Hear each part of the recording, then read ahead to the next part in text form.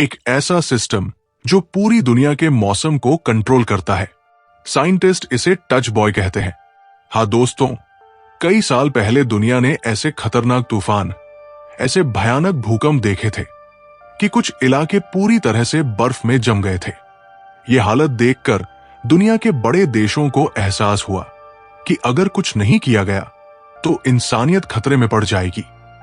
इसलिए सभी ताकतवर देश एक साथ आए और मिलकर एक ऐसा सैटेलाइट बनाया जो पूरी दुनिया के मौसम को कंट्रोल कर सके, तूफानों को रोक सके, भूकंप के असर को कम कर सके और दुनिया को वापस नॉर्मल कर सके। इस सैटेलाइट के बनने के बाद दुनिया में सच में शांति कायम हुई। इस महान सिस्टम को बनाने वाले साइंटिस्ट जैक लॉसन थे। लेकिन आज वही जैक कोर्ट में कमेटी के सामने खड़ा है। जैक टैक्सी में बैठकर कोर्ट पहुंचता है और वह भी 1 घंटा लेट हो जाता है। वो कमेटी के सामने बैठता है, लेकिन यहां उसकी तारीफ नहीं होती बल्कि इल्जाम लगता है। कमेटी का कहना है कि जैक ने टच बॉय बनाते समय कुछ जरूरी नियमों को नजरअंदाज किया था। जैक खुद को सही ठहराने की कोशिश करता है। वो ये समझाना चाहता है कि उसने ये सब इंसानियत को बचाने के लिए किया, लेकिन कोई उसकी बात सुनने को तैयार नहीं है। इसके बजाय कमेटी उसे दोषी पाती है और एक सख्त फैसला सुनाया जाता है। जैक को नासा से निकाल दिया जाता है। जैक का भाई मैक्स, जो वहां मौजूद है, उसे चुप रहने का इशारा करता है, लेकिन जैक अब और बर्दाश्त नहीं कर सकता। वो कमेटी की कोई बात सुने बिना चला जाता है। बाहर आकर मैक्स उससे कहता है, तुम्हें निकाल दिया गया है। जैक गुस्से से मुस्कुराता है और अपने भाई से सिर्फ एक शब्द कहता है, बधाई हो, और चला जाता है। फिर कहानी 3 साल आगे बढ़ती है। कुछ युद्ध सैनिक अफगानिस्तान के एक दूर दराज के शहर में घुसते हैं, जो एक सूखा रेगिस्तानी इलाका है। लेकिन जैसे ही वे आगे बढ़ते हैं, उनके कदम रुक जाते हैं। पूरा शहर बर्फ में बदल गया है। घर, भेड़ और बकरियां, यहां तक कि इंसानों को भी बर्फ की मूर्तियां बना दिया गया है। ये सीन देखकर सैनिक हैरान रह जाते हैं। उन्हें समझ नहीं आता कि रेगिस्तान में ऐसा कैसे हो सकता है। वे तुरंत ये रिपोर्ट अपने हेडक्वार्टर भेजते हैं। जैसे ही अफगानिस्तान की घटना की रिपोर्ट ऊपर तक पहुंचती है, निक मैक्स को तुरंत व्हाइट हाउस बुलाया जाता है। जब वो व्हाइट हाउस पहुंचता है तो सबसे पहले उसकी नजर अपनी गर्लफ्रेंड सारा पर पड़ती है, जो प्रेसिडेंट की प्राइवेट सिक्योरिटी में तैनात है। थोड़ी देर की मीटिंग के बाद मैक्स एक जरूरी मीटिंग के लिए व्हाइट हाउस में जाता है। मीटिंग रूम का माहौल पहले से ही टेंशन भरा है। हर कोई एक ही सवाल को लेकर परेशान है। बर्फीला तूफान अफगानिस्तान में कैसे आया और उसी जगह पर क्यों? थोड़ी सी जांच के बाद सच सामने आता है। ये सब जैक लॉसन के बनाए सैटेलाइट टच बॉय में खराबी की वजह से हुआ। मीटिंग में मौजूद कुछ लोग तुरंत कहते हैं कि सैटेलाइट को थोड़ी देर के लिए बंद कर देना बेहतर है, ताकि और कोई नुकसान न हो। लेकिन वहां मौजूद secretary of state Duncan Taylor सबको रोकते हैं और कहते हैं, हमें इस घटना को बस एक एक्सीडेंट कह देना चाहिए। कमरे में ज्यादातर लोग प्रॉब्लम का सॉल्यूशन खोजने के बजाय सिर्फ पॉलिटिक्स की बातें करते हैं। ये सब सुनकर मैक्स का सब्र जवाब दे जाता है। वो गुस्से में सबको समझाता है, अगर हम यही बैठकर बातें करते रहे तो ये मुसीबत फिर से हो सकती है। मैक्स सबको साफ साफ बताता है कि हमें एक टीम बनानी होगी जो ऊपर जाकर सैटेलाइट टच बॉय को खुद कंट्रोल कर सके।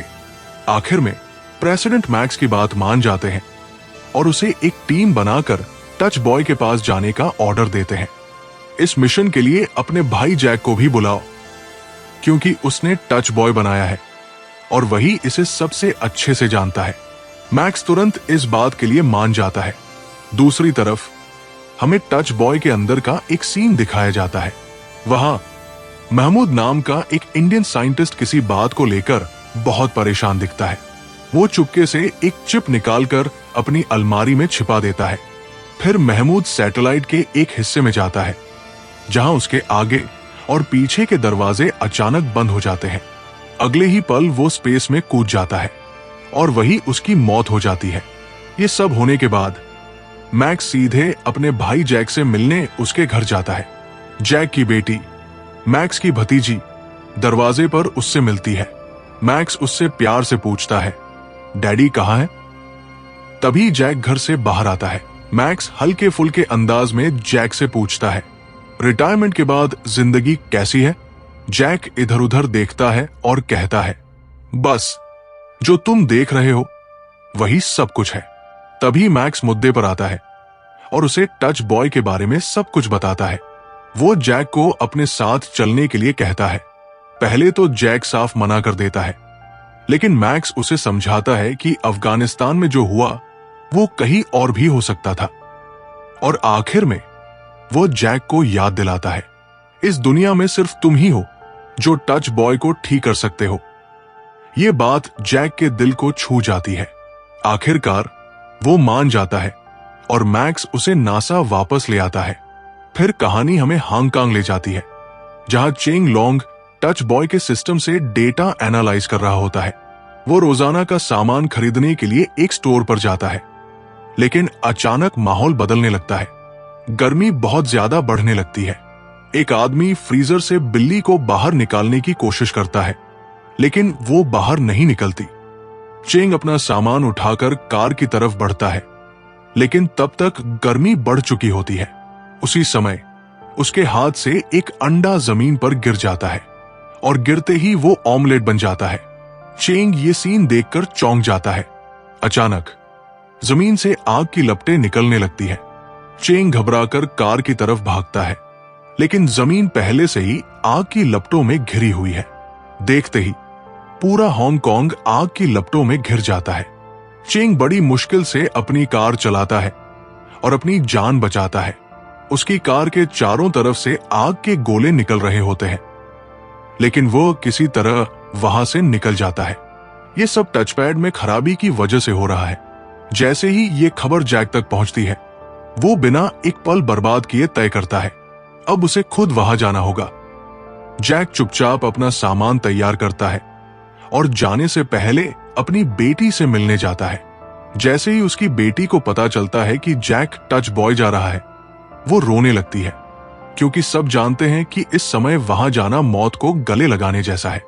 जैक अपनी बेटी को गले लगाकर दिलासा देता है, उसे समझाता है और एक पक्का वादा करता है, मैं वापस आऊंगा, मैं जरूर वापस आऊंगा। ये वादा करके जैक सीधे नासा चला जाता है। वहां के हालात की गंभीरता को देखते हुए साइंटिस्ट एक पल भी बर्बाद नहीं करते और जैक को तुरंत टच बॉय भेजने का फैसला करते हैं। जैसे ही जैक टच बॉय पहुंचता है, उसकी आंखों में खुशी और गर्व साफ दिखता है।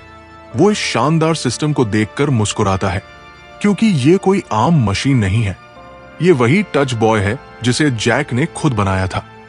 फिर जैक की मुलाकात चीफ साइंटिस्ट से होती है। वो जैक को सिस्टम के बारे में पूरी सच्चाई बताती है और फिर उसे अपनी पूरी टीम से मिलवाती है। जैक एक एक करके सबके नाम पूछता है, उनके काम समझता है और सबको ध्यान से देखने के बाद साफ साफ कहता है, जो भी मेरे साथ काम करना चाहता है आगे आए, और जो नहीं करना चाहता वो अभी वापस जा सकता है। कमरे में एक पल के लिए सन्नाटा छा जाता है, क्योंकि अब ये सिर्फ एक मिशन नहीं बल्कि जिंदगी और मौत का खेल है। दूसरी तरफ जमीन पर मैक्स अपनी गर्लफ्रेंड सारा के साथ मजाक कर रहा है। वो उसे किस करता है। दोनों खुशी के पल बिता रहे होते हैं कि अचानक मैक्स का फोन बजता है। कॉल चेंग लोंग का है। जैसे ही मैक्स कॉल सुनता है, उसके चेहरे की मुस्कान गायब हो जाती है।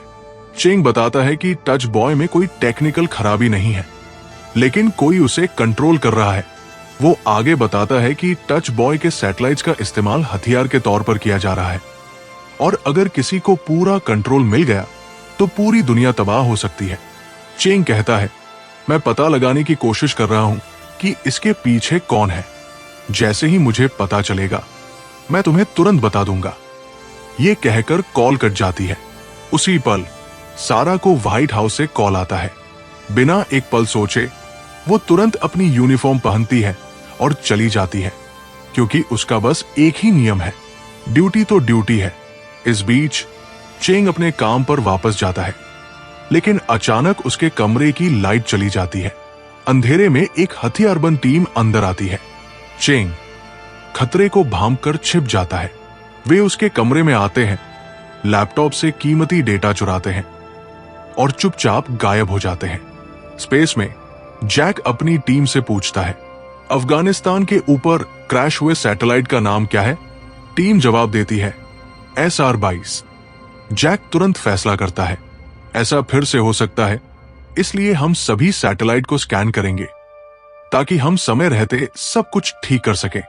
दूसरी ओर धरती पर जैक का भाई मैक्स एक हैकर से संपर्क करता है।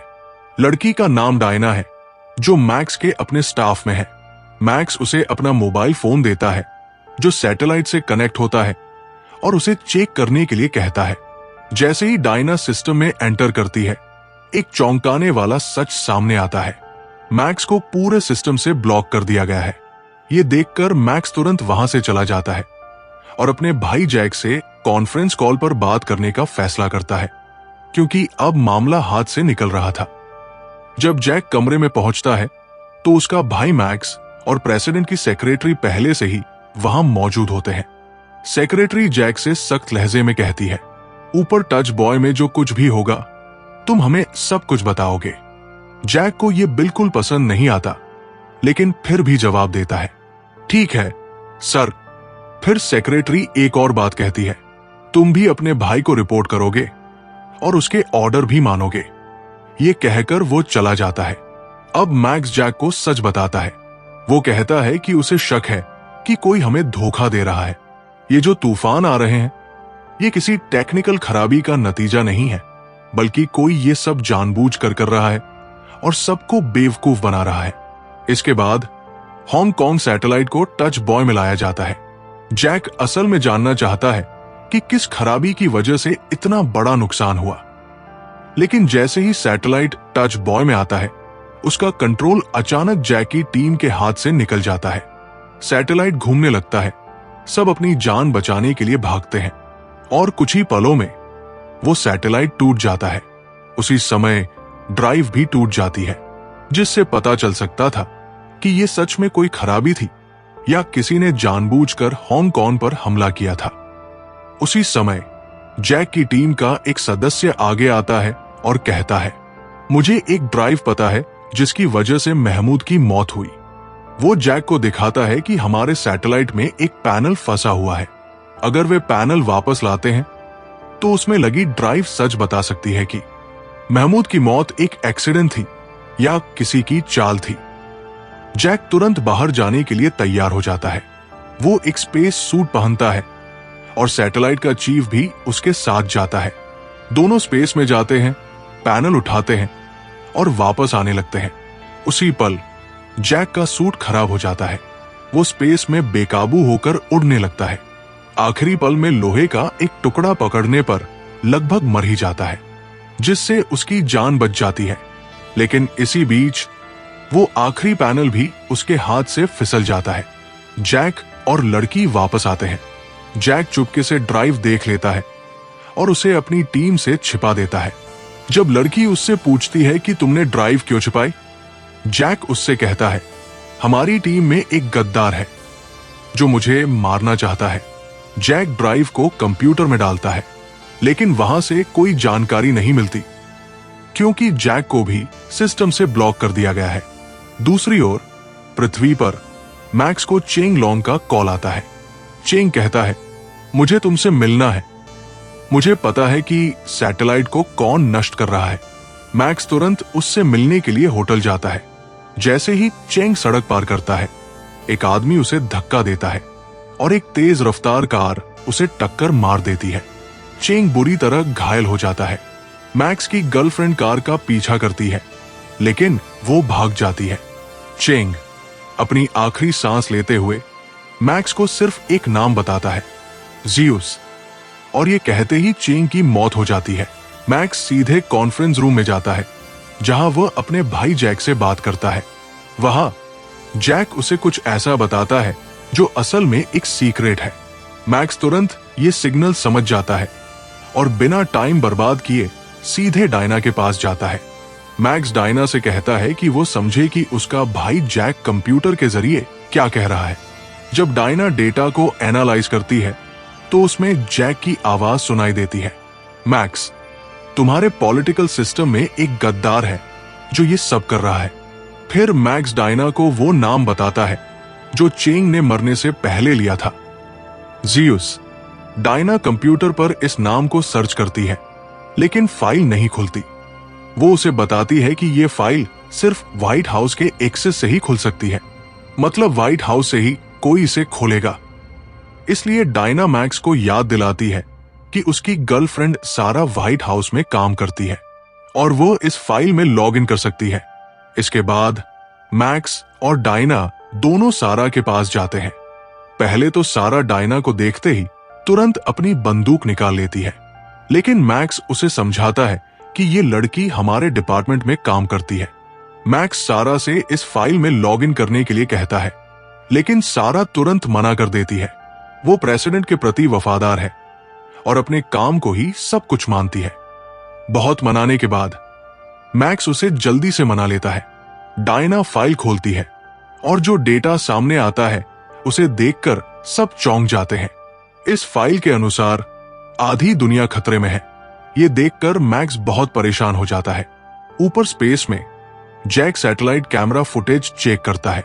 वो देखता है कि महमूद सैटेलाइट से कुछ निकालता है और उसे छिपाने के लिए लॉकर रूम में चला जाता है। जैक तुरंत वहां पहुंचता है और महमूद का लॉकर खोलता है, लेकिन उसमें कुछ नहीं होता। उसी समय जैक की टीम का एक सदस्य आता है और उसे बताता है कि महमूद ने सामान दूसरे लॉकर में रखा है। फिर जैक जाकर महमूद की चिप ढूंढता है। इस सब के बाद दोनों भाई एक बार फिर कॉन्फ्रेंस कॉल पर बात करते हैं।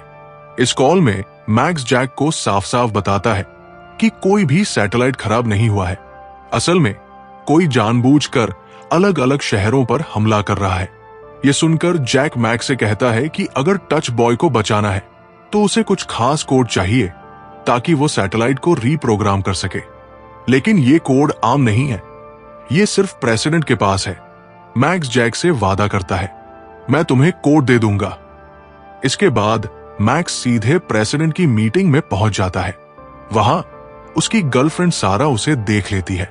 सारा उसे एक तरफ ले जाती है और पूछती है, तुम यहां क्या कर रहे हो? मैक्स सारा से वही प्रेसिडेंट के कोड मांगता है। पहले तो सारा जिद करके मना कर देती है, लेकिन मैक्स उसे बड़ी मुश्किल से समझाता है कि दुनिया को बचाने के लिए ये सब जरूरी है। ऊपर स्पेस में हमें फिर से टच बॉय के अंदर का हिस्सा दिखाया जाता है। जैक कंट्रोल रूम में जाता है, जहां साइंटिस्ट उसे भयानक खबर देते हैं। 300 से ज्यादा सैटेलाइट का कंट्रोल खत्म हो गया है। जैक उन्हें रोकने की पूरी कोशिश करता है, लेकिन हालात उसके हाथ से निकल चुके होते हैं। सबसे पहले टोक्यो में एक भयानक तूफान आता है। आसमान से बर्फ के बड़े बड़े गोले गिरते हैं, जिससे लाखों लोग मारे जाते हैं। जैसे ही साइंटिस्ट टोक्यो को हुए नुकसान को समझने लगते हैं, ब्राजील में दूसरा तूफान आ जाता है। वहां लोग समुद्र के बीच में मजे कर रहे होते हैं। उन्हें कोई अंदाजा नहीं होता कि उनके साथ क्या होने वाला है। अचानक एक भयंकर बर्फीला तूफान पूरे समुद्र को अपनी चपेट में ले लेता है और कुछ ही पलों में समुद्र का सारा पानी बर्फ में बदल जाता है। तूफान में फंसा कोई भी वही जम जाता है। एक लड़की अपनी जान बचाने के लिए पूरी ताकत से भागती है। उसी समय एक बड़ा प्लेन बर्फ में बदलकर उसके पीछे गिर जाता है, लेकिन किस्मत से लड़की बच जाती है।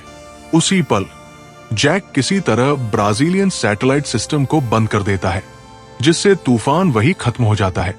लेकिन शांति ज्यादा देर तक नहीं रहती। टच बॉय एक नई और सबसे खतरनाक चीज दिखाता है, एक बहुत बड़ा जियोस्टॉर्म जो सिर्फ 1 घंटे में आधी दुनिया को तबाह कर देगा। ये देखकर जैक डर जाता है। नीचे धरती पर प्रेसिडेंट का भाषण चल रहा है। वो लोगों से वोट देने की अपील कर रहे हैं। उसी समय मैक्स को भी जियोस्टॉर्म के बारे में पता चलता है।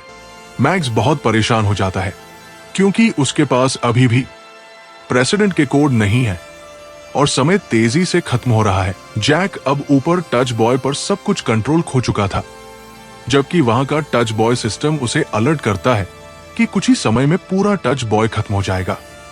असल में जैक ने इसे ऐसा बनाया था कि जब भी कोई प्रॉब्लम आती है तो टच बॉय यही खत्म हो जाता है।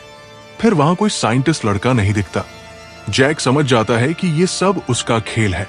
जैक सीधे उसके पास जाता है और उसके मुंह पर थप्पड़ मारता है। लड़का पिस्टल निकालता है और जैक से कहता है कि उसने ये सब पैसे के लिए किया है। जैक उससे पिस्टल छीनने की कोशिश करता है, तभी कुछ गोलियां चलती है जो सैटेलाइट की खिड़की यानी कांच पर लगती है।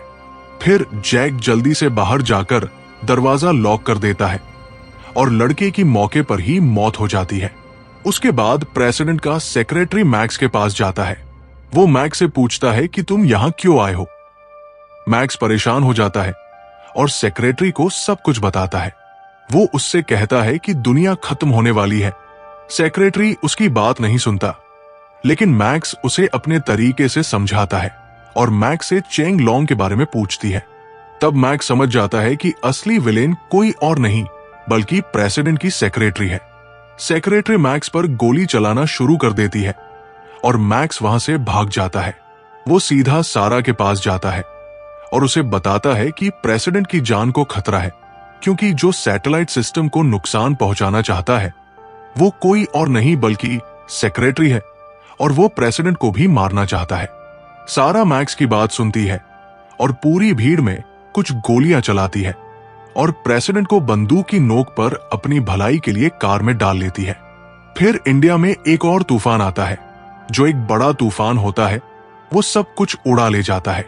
उसके बाद दुनिया के कई शहर बड़े तूफानों की चपेट में आ जाते हैं, यहां तक कि वो शहर भी जहां प्रेसिडेंट की मीटिंग हो रही होती है।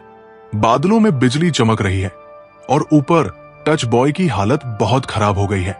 जैक सभी साइंटिस्ट को जाने का ऑर्डर देता है और खुद वही रहने का फैसला करता है।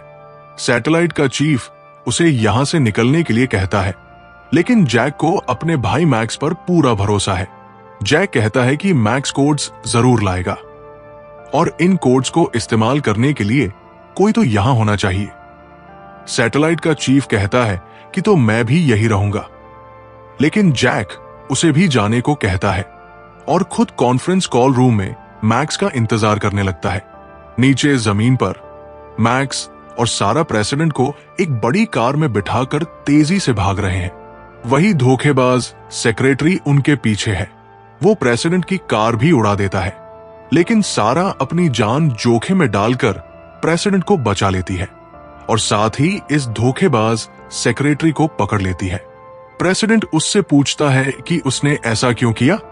फिर वो सच बताता है कि वो खुद प्रेसिडेंट बनना चाहता था और दुनिया पर धावा बोलकर सब पर राज करना चाहता था, लेकिन उसका प्लान फेल हो जाता है और उसे पकड़ लिया जाता है।